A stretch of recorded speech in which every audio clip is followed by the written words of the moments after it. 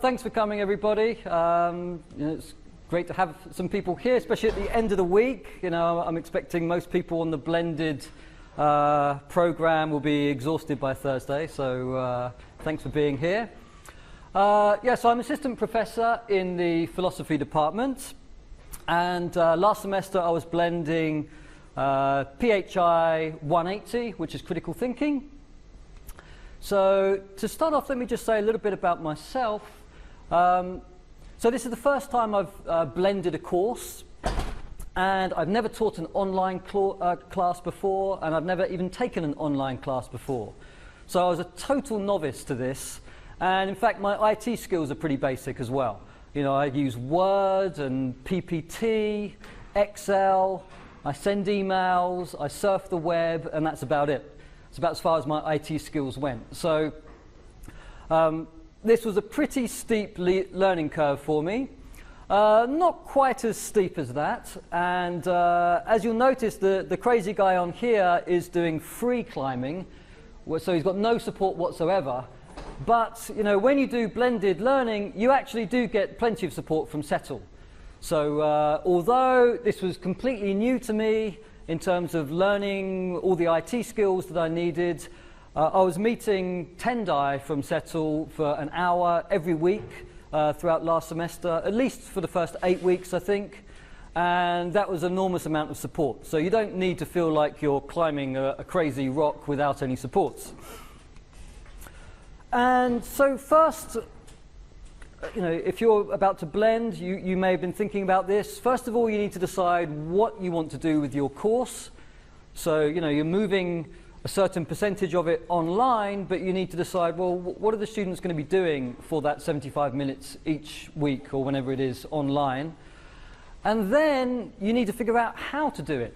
And if you haven't done this kind of thing before, online teaching or blended teaching, then even once you've figured out what you want to do, it's a very large step to figure out how to actually do it. So there was lots to learn and a lot of time invested.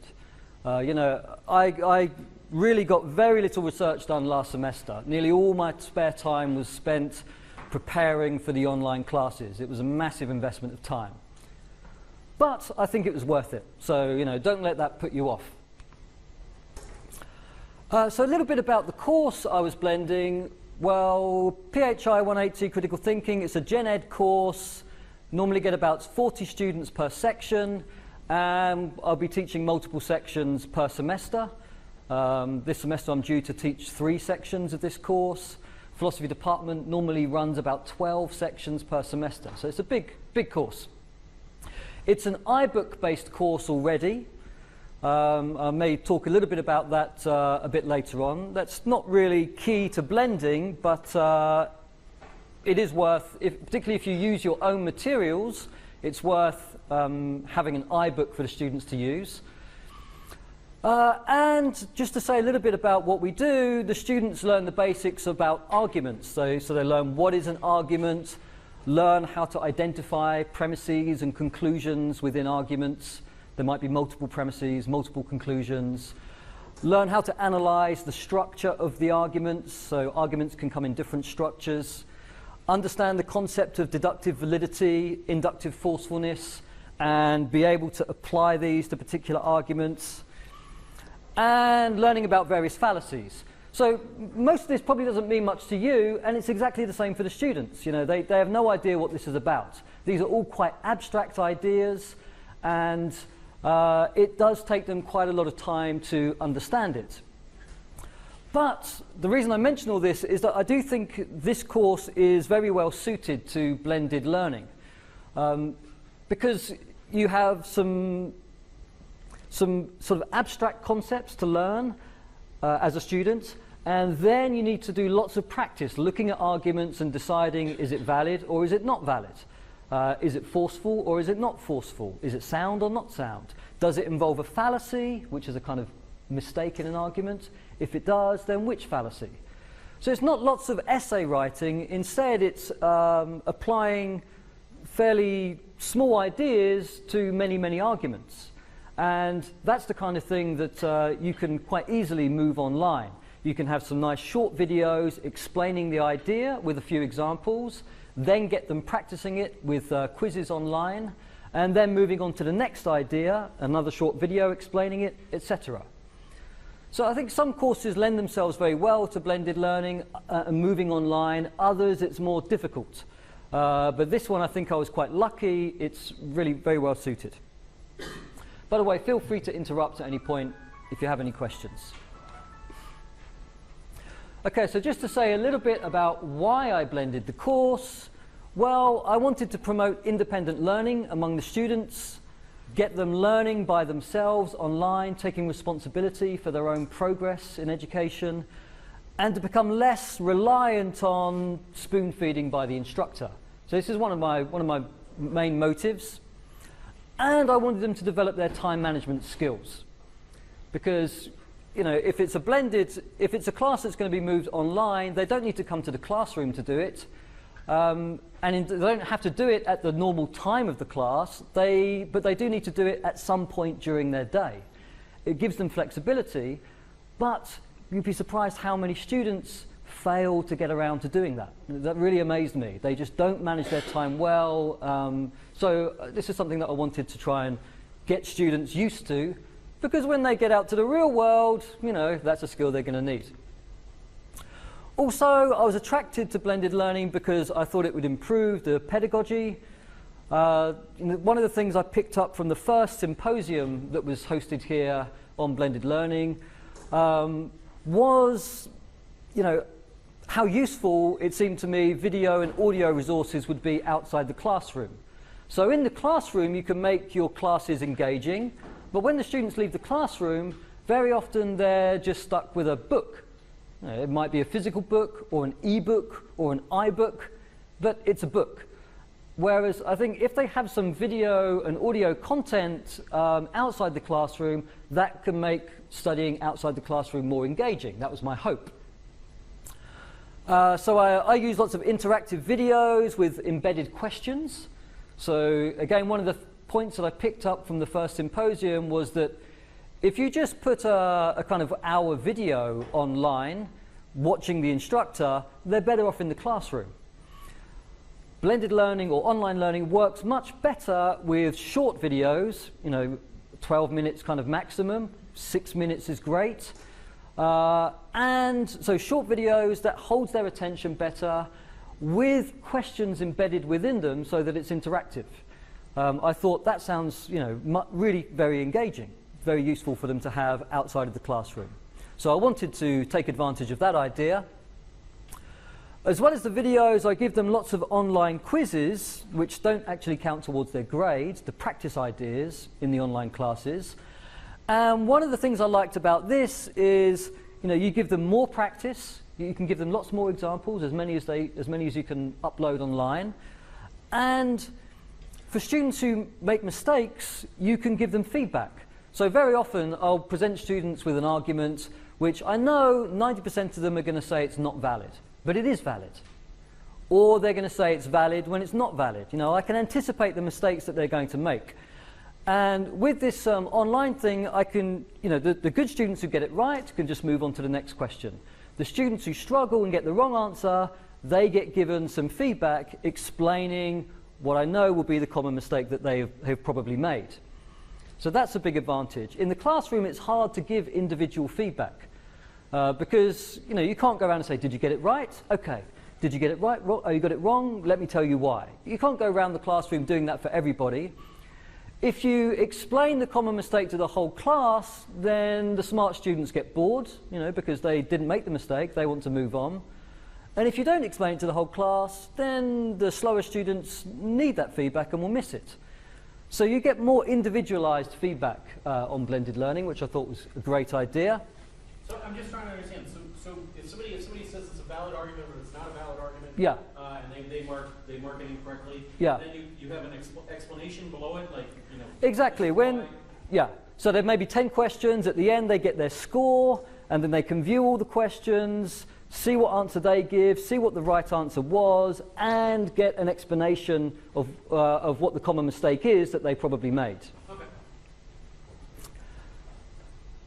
Okay. So going back to individualizing it, students can learn at their own pace here. So the smart students can whiz through the videos very quickly.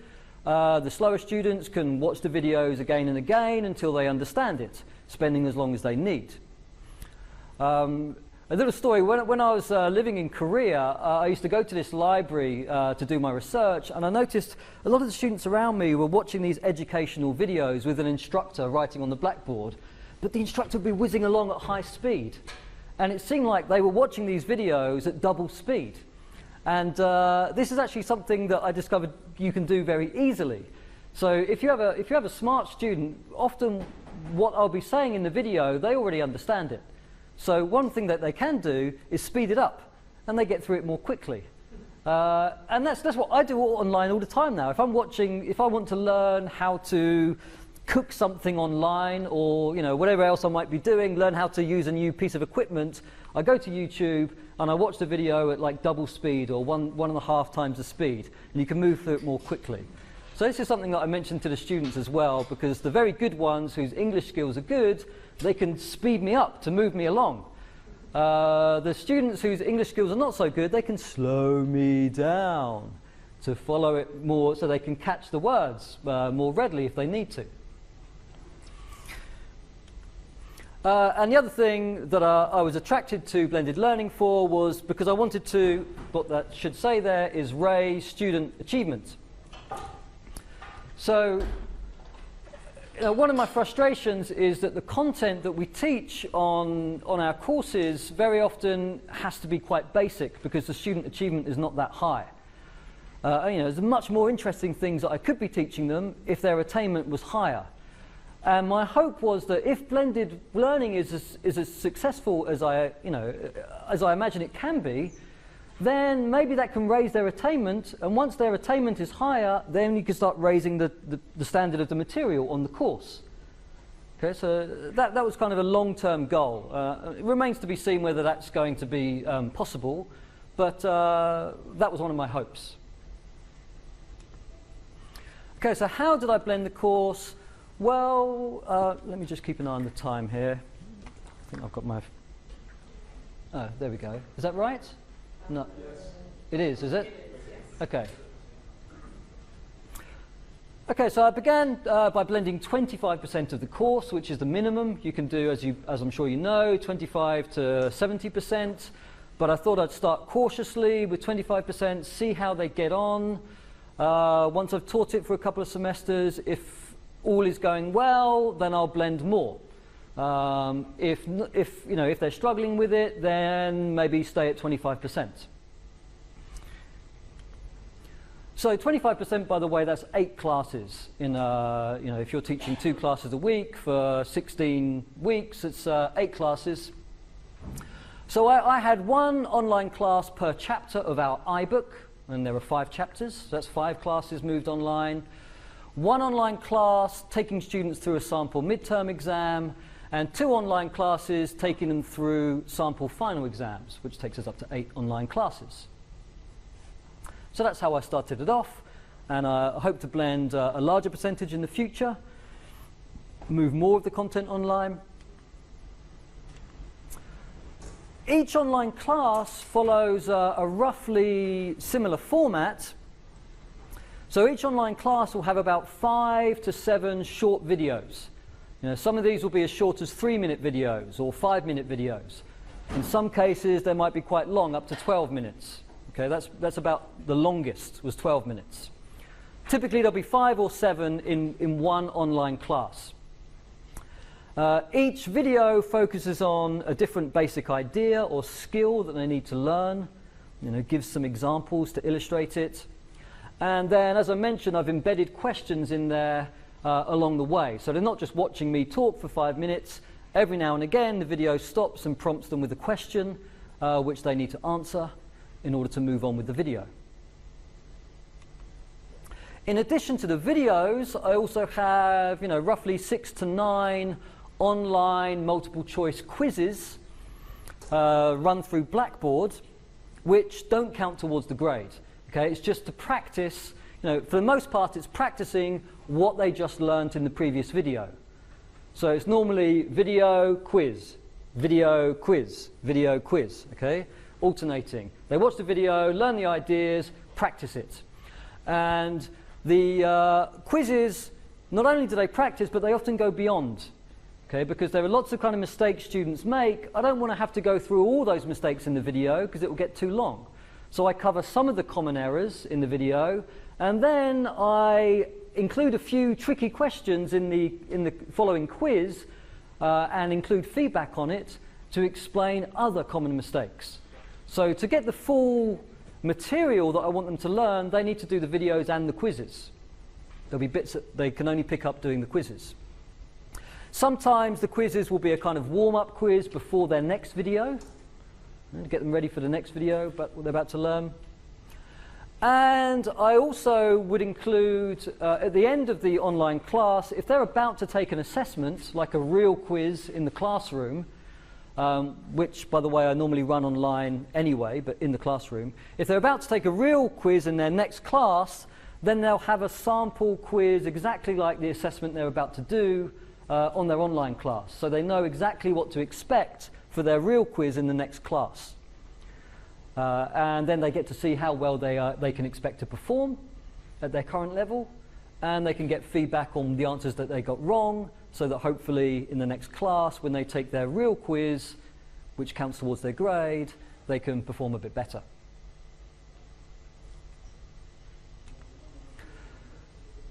Okay, so moving on to the videos. For my videos, I followed a pretty simple format, which basically involves, as you can see here, PowerPoint presentation with a little box with me, the instructor, talking through the material. Okay, so it's pretty easy to do. If you haven't done this before, I'd never done this sort of thing before, had no idea how to do it. It's actually very simple. I can just sit there with my own laptop and do it in my house. You don't need any special equipment or, yeah. What software do you have to use?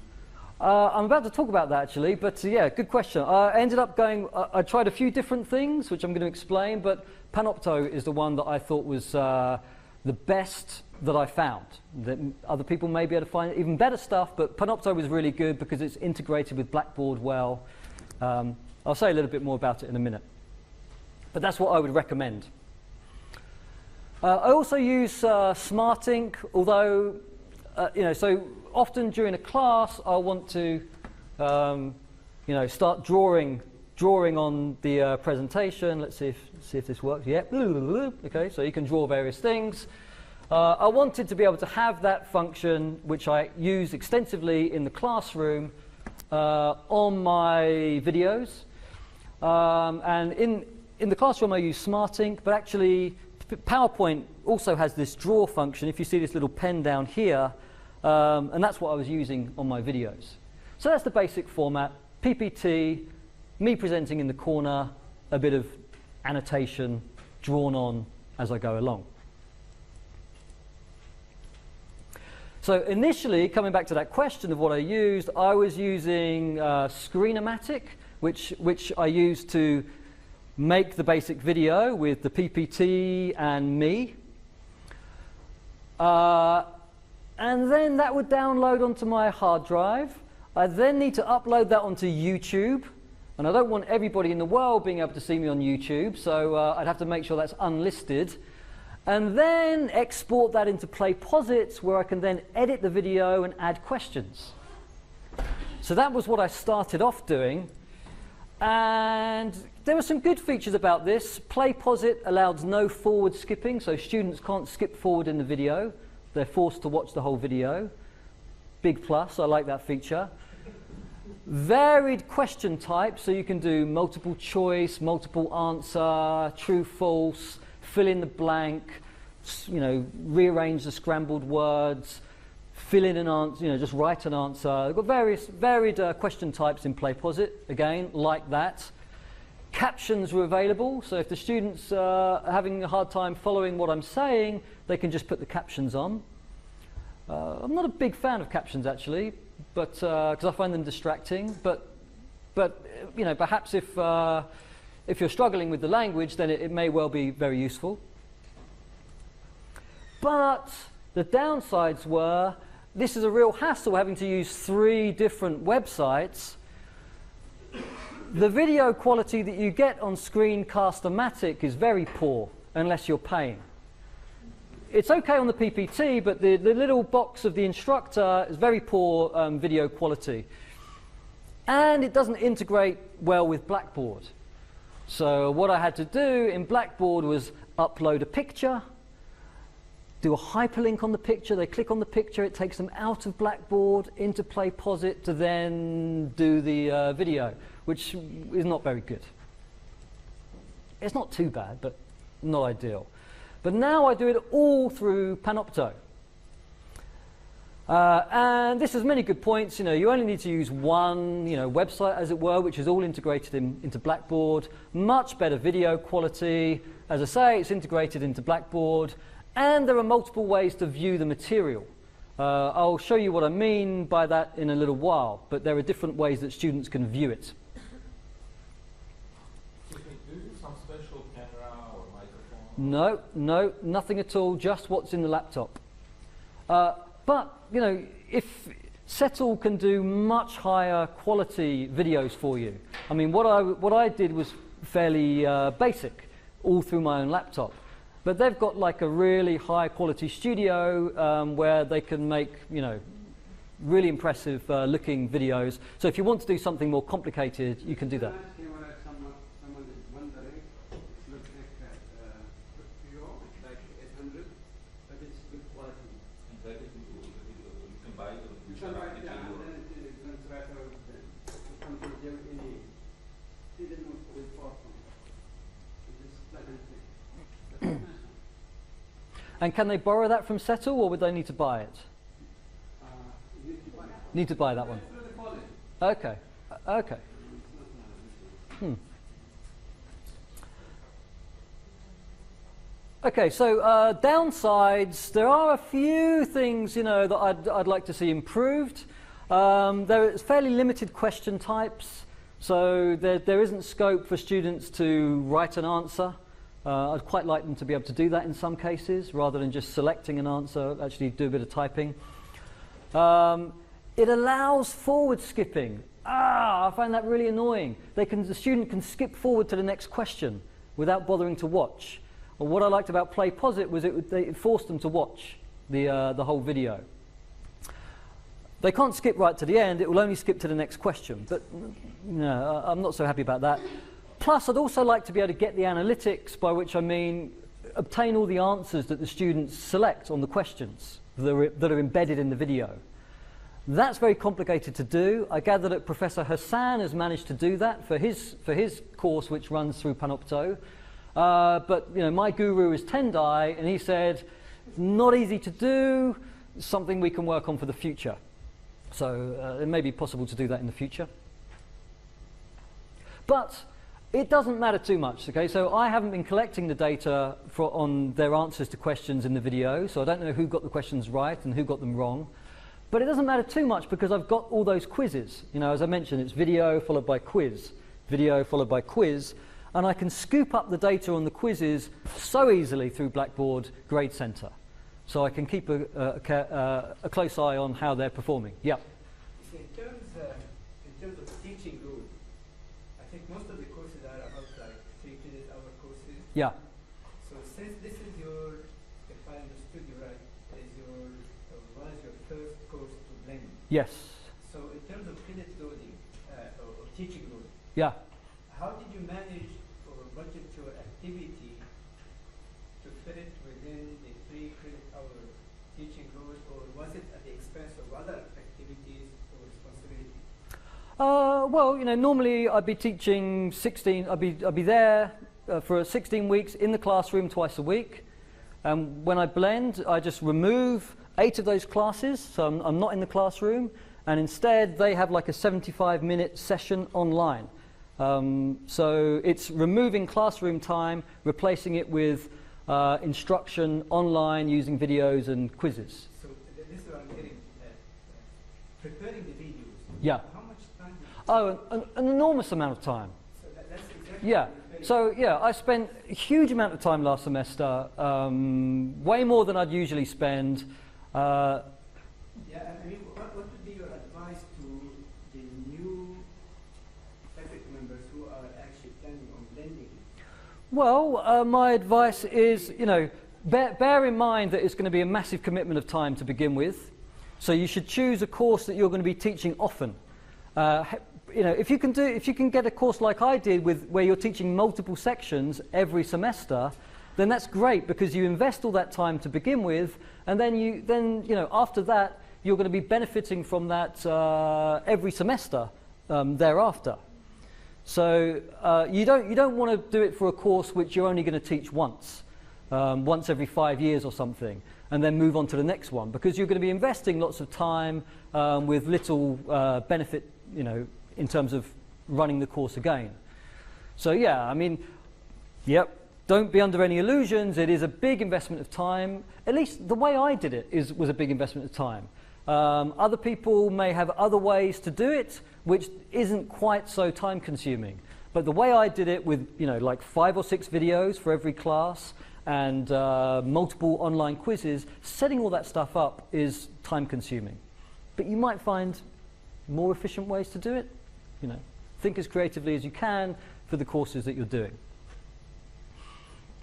did you set and deliver it at the same semester? And in the last semester, have you prepared and delivered it at the same I started my preparation during the summer, and so I scripted most of my videos during the summer, and then it was only 25% that I did online, so I was able to do the rest during the semester, but it was tough.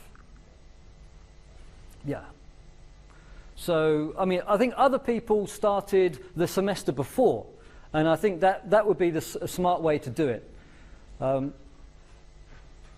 Perhaps, but I mean, different ways of thinking about it. I mean, maybe when you're forced to do it quickly, you get through it more quickly, whereas if you've got more time, you spend more time making everything perfect. You might become perfectionist and spend even more time on it. But okay, so sorry, was somebody about to ask a question there? I thought I heard somebody speak at the same time as me. No. Okay, so I'll show you some examples of the videos now, but I mentioned earlier that with Panopto you've got multiple ways of viewing it. So this is one way that students can view it. So here they've got the PPT. Here they're separated, they've got me the instructor, and they can switch those round if they want to. Here it shows the different slides that I'm going to run through on the PPT. And here it shows the various quizzes and questions that they're going to be asked down the side. So the standard way to view would just be to have the PPT and a little box with me in it somewhere. But you can separate them out like this on Panopto, which is quite a nice feature of it, I think. So let me just quickly show you some examples. Course documents. Okay, so I mean, as you can see, this is my course documents page, and there's a lot in there. And this is something I want to change. Not all of this is related to blended learning, but it's just an enormous amount of material on there. And this is on my to-do list for this semester, is to just simplify everything and clean it up so that it's not so confusing to look at. But all of my online classes are in a separate folder.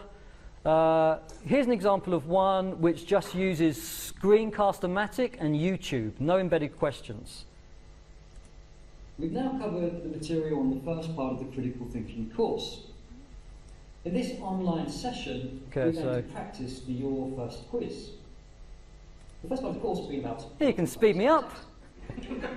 I'm afraid the logical purpose of text may sound complicated. Or you can slow me down. I really like that. That's slowing me down much too much. Nobody will want to do that. But if students are having trouble catching a word, they can slow me down to half speed or something to catch it. But as you can see, the video quality, it's, you know, you can get away with it, but it's not great. And you'll see that Panopto, it's a big improvement. Okay, so that's one video. Let's skip down. Which one was I going to show? I think I was going to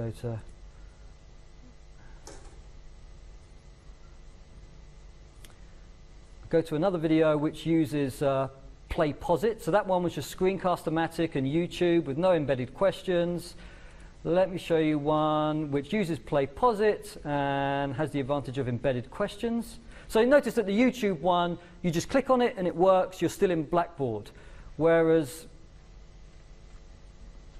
with some of these, so you click on it, oh hang on a minute, is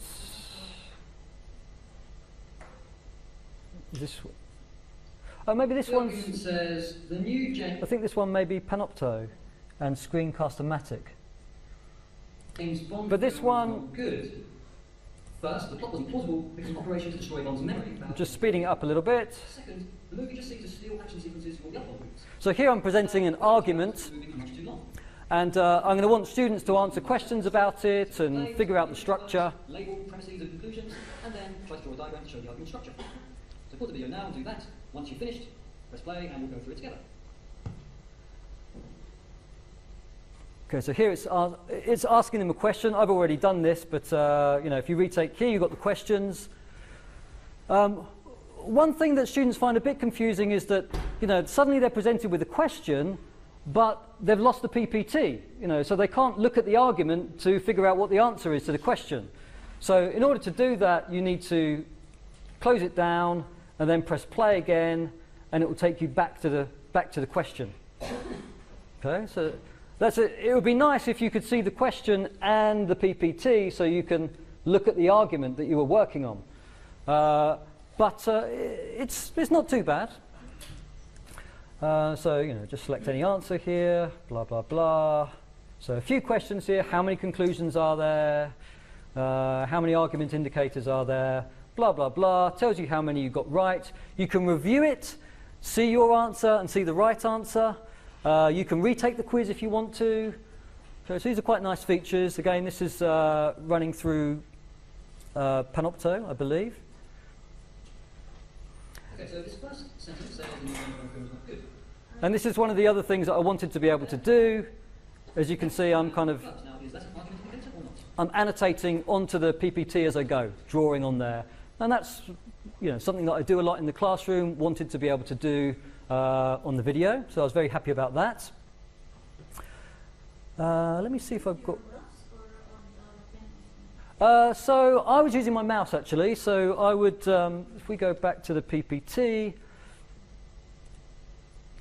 I would click on this, select the pen. You can select a highlighter, which highlights where you are with this thing. Normally it comes up as a nice circle. It's not very pleasant there. Oh, laser pointer. You can use that. It's pretty cool. I enjoyed learning about these things. And the pen. Diddly-diddly-dee. And you can erase it as well. So, quite nice. This one... okay, so this is another Panopto, is it?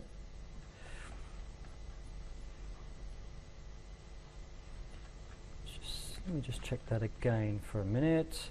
Okay, so you can also, you know, so you can either view it there in Blackboard, or you can, you know, go full screen, or you can click on this, and it takes you into Panopto, where you get the split screen. You can get the questions on one side, and you can still see the PPT on the other. Okay, so that's one nice thing about going through Panopto. Or you can also have it where you've got the PPT here and the instructor over here.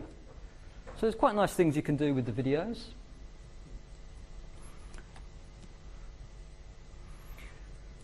Any questions about the videos?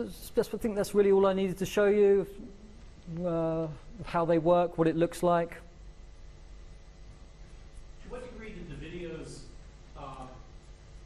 replace what, did you cover the same material in the classroom then, or is video, the stuff you covered in the video? It's still, 100% independent of the classroom? Yeah, it's the same material, but it's delivered much more succinctly. There's still improvements that I could make actually on the videos, but in class I would maybe need to be repeating myself quite often for students, whereas, you know, in the class you could, in the video you can deliver it very nicely once, and then if they don't understand it they can just go back and watch it again. So you can get more content delivered through the videos than you would in the classroom, because in the classroom you often have to go over things again, or you just find yourself repeating yourself. Usually for the videos, if you've scripted it, you've really put a lot of thought into exactly how you're going to deliver it to get it right first time. Whereas I often find in the classroom I'll be saying something and then I think, that wasn't very clear, so I'll say it again more clearly to get the point across.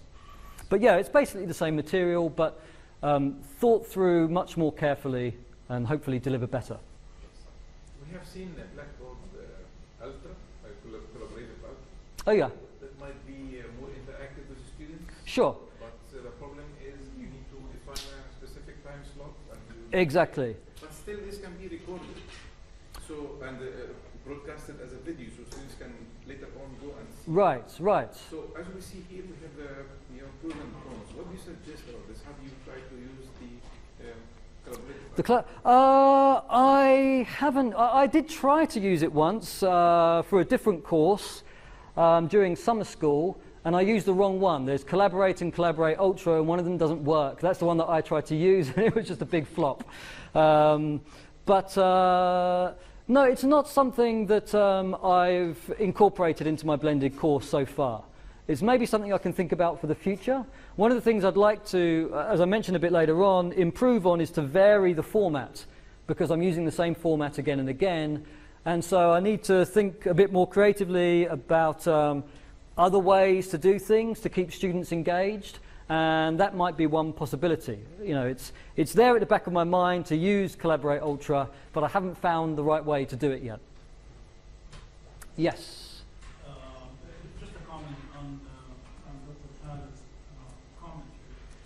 I would use Collaborate Ultra in synchronous lecture.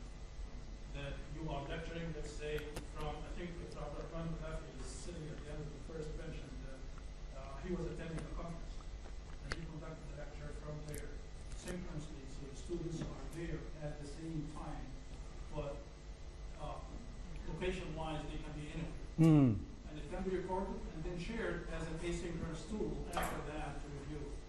Right. But in that case, you're not going to have access to the nice and more efficient and effective animations that you might have in something that is done asynchronously in a studio, having a green background, and then that is taken into another piece of software to add some kind of 3D animations in your case, or some kind of explanation on 3D Studio or something, and then have that mixed together in one clip that is going to be shared by Panopto.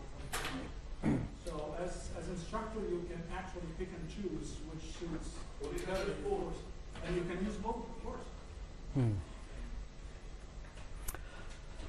Okay, so just to say a little bit about assessments then.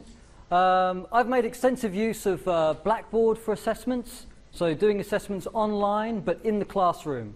So these are assessments that count towards their final grade.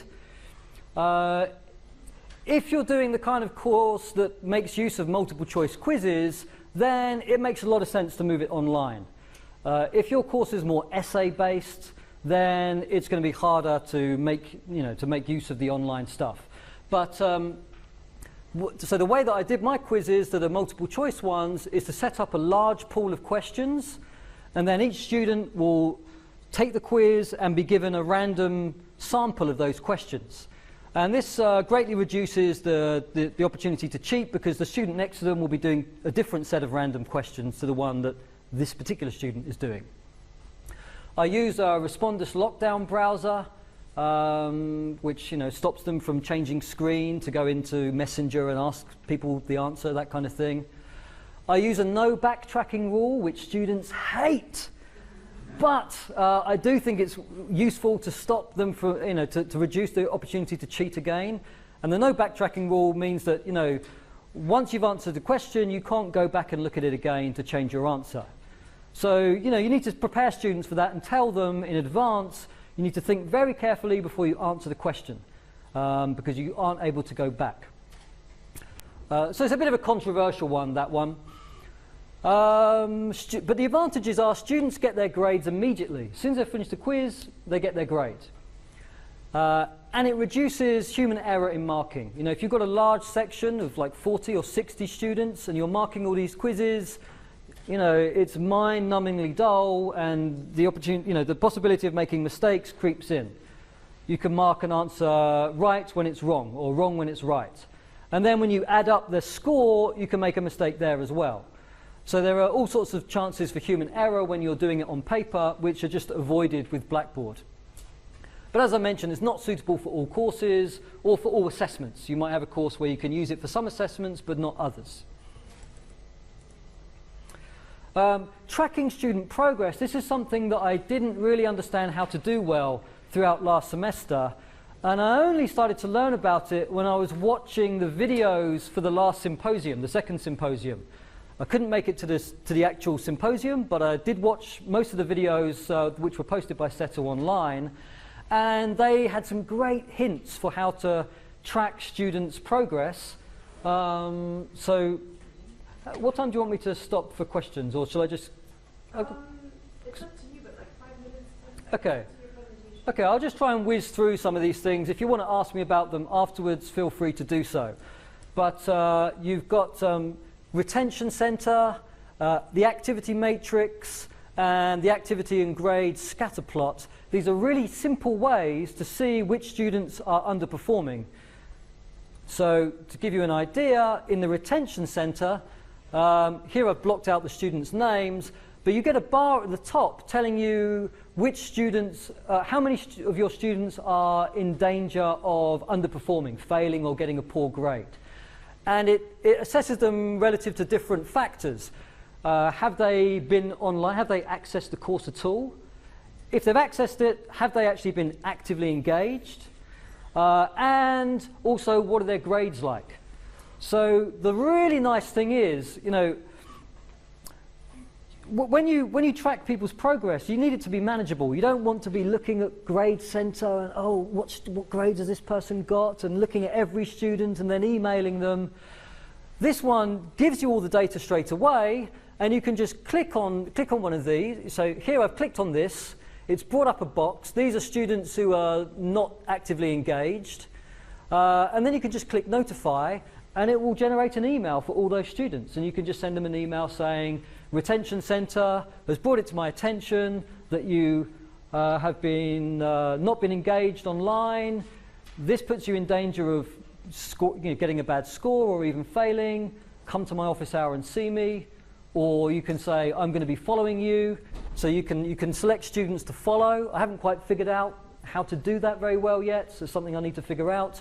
But you can have particular students appear here so you can see whether they're improving or not. And so you can keep tabs on them without it taking a huge amount of time. So that's fantastic. If you're blending, you want to get used to Retention Center. The activity matrix, which, here you are. Yeah, Professor Hassan mentioned in his video at the symposium. I really like this. So here it arranges the students. So here I've blocked out the students' names, but it gives you the list of your whole class. If you click on this one, interactions, it arranges them from the most, you can do it from the most active to the least active, or the other way round. And then you can see very easily which students are not actively engaged online. You don't need to spend a lot of time finding this data. It's just presented for you very simply here, depending on, you know, the color tells you basically. Red means not active and low grade. Purple, active and low grade. This other shade of purple, inactive but high grade. Active and high grade. And it shows you their activities throughout the whole, week by week. Here you can arrange them in terms of grade. Highest grade student down to lowest grade student. And you can just select the bottom 5 or what have you, and you can email them and tell them, you know, it's been brought to my attention through the activity matrix that your grades are, you know, at the bottom of the class. Come and see me in my office hour, or I'll be watching you. Make sure your grades improve. And the activity refers only to watching videos or other activities? Good question. I don't really know the ins and outs here. I suspect it's clicking on documents and watching videos and taking all the quizzes. Everything that's being run through Blackboard, I suspect, is included. But I don't understand it well enough yet to be definitive on that. You need to speak to experts. But nonetheless, it's still very helpful, even if you don't quite understand what the details are. Just telling you enough. I can put a very short sentence here it's the amount of time you spend on any part of your online activities, and you name it. Even spending time on the grade center checking your grades. So it's the amount of time, and you have the way of breaking that down, so you know exactly which section of your course the students spend what time. Okay, so let me just skip past a couple of things. There's only one thing that I really want to talk about. That just explains about attendance, updating materials. Okay, so what did I find? So let me just tell you a little bit about my findings. First of all, so the really positive stuff, students loved it. Many students really liked the videos. They found it great for revision purposes because they can watch the videos again. They appreciated the flexibility in time and the independence. You know, these are the ones who gave very positive feedback. But in addition, some other findings which are a little bit more troubling. I was finding that I had more high grades, but also more low grades. And this is something that research apparently bears out, that very often the blended learning, the able students get even better grades because they've got all this extra material online that they can use. But the less motivated students perform even worse. Why? Well, here are some possibilities. Many students fail the attendance for online classes. Okay, so the way I take attendance is I see who's done all the quizzes that they're required to take, and it's very easy to see that. Just download the spreadsheet from Grade Center. And I often found students just weren't doing the material. So if you've got an unmotivated student, they're not in the classroom and they're not doing anything, then they're only getting 75% of the course because they're not bothering to do anything on the other 25%.